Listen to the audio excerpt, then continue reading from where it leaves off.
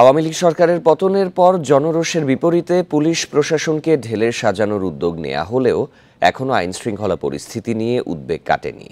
সাধারণ মানুষ বলছেন, আগস্টের পর বিভিন্ন জেলায় চুরি, ডাকাতি, ছিনতাইয়ের মতো অপরাধ বাড়ছে, ঘটছে হত্যার মতো ঘটনাও। গেল 5 মাসে কুষ্টিয়ায় অন্তত 15টি হত্যাকাণ্ড ঘটেছে। এর মধ্যে দৌলতপুরে ইউপি চেয়ারম্যানকে প্রকাশ্যে গুলি করে খুন, একই এলাকায় আপন 2 ভাই ও জামায়াত নেতাকে হত্যা, পদ্মায় 2 পুলিশ কর্মকর্তাকে হত্যার ঘটনা বেশ আলোচিত। 5 আগস্টের পর পুলিশকে ঢেলে সাজানো হলেও থেমে নেই চুরি, ছিনতাই, ডাকাতি। মাদক কারবারিটাও বেপরোয়া হয়ে উঠেছে বলে অভিযোগ অনেকের। স্বয়ং আইনশৃঙ্খলা বাহিনী নিজেরাও কিন্তু নিরাপদ না। আইনশৃঙ্খলা বাহিনী তাদের কর্তব্য কাজ করতে গিয়ে হত্যাকাণ্ডের শিকার হয়েছে।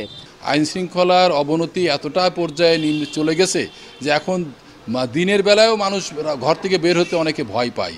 সন্ধ্যার পরে তো অহরহ ঘটনা ঘটতেছে। সবার সঙ্গে সমন্বয় করে আইনশৃঙ্খলা পরিস্থিতি স্বাভাবিক রাখার চেষ্টা চলছে বলে জানান জেলা প্রশাসক।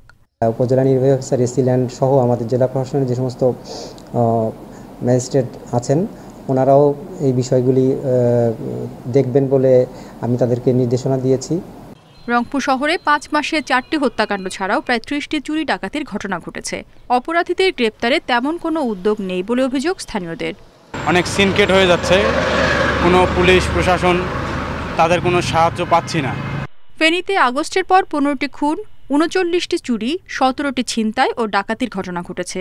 সম্প্রতি মুহুরী প্রজেক্ট এলাকায় পরিবার নিয়ে ঘুরতে গিয়ে অস্ত্রের মুখে সর্বস্ব হারান এক রেল কর্মকর্তা।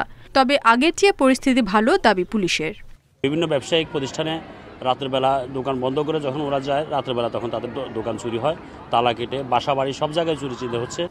আইনশৃঙ্খলা পরিস্থিতি একেবারে কামান কোয়াইট স্বাভাবিক আছে। মানুষের সাধারণ জীবনযাত্রা অব্যাহত রাখার জন্য আমাদের প্রচেষ্টা আছে এবং আমাদের অব্যাহত প্রচেষ্টা থাকবে। ফেনীতে বিভিন্ন অভিযোগে প্রায় 1100 জনকে এর মধ্যে গ্রেপ্তার করা হয়েছে বলেও জানিয়েছে পুলিশ।